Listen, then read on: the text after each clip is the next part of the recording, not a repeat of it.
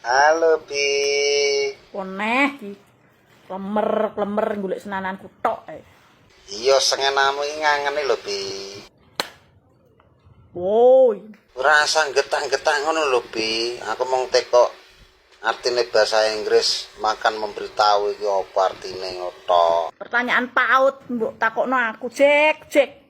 Ya aku ora ngerti blas lho, makane teko awakmu, Bi. Semangan porong to iki jane mono. Urung mangane tak tukokne piye, Bi? Kowe nek takon aku sing standare rondok dhuwur.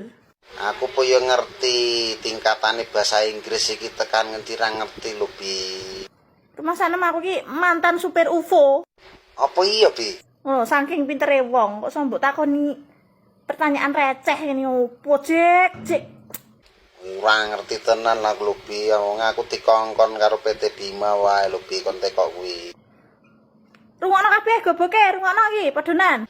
Yo tak rungokne. Pinge dingenekno, dibuka ben gak kesimpelan upil. Wes kek ngomong apa artine?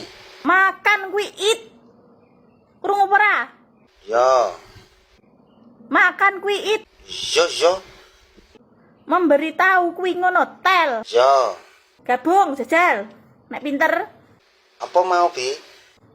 makan memberitahu sama dengan it. Tel. Makan Lah ngopo bingung, Bi? makan memberitahu. Lah kok malah ingah-ingi koyo ngono kuwi, Bi? Lek bener apa ora kuwi? Makan Nek radong ngaleh kono. Oh nek gayamu gembede meno Bi. Hai, motor Bi jeleput nang Bi saiki. Hai.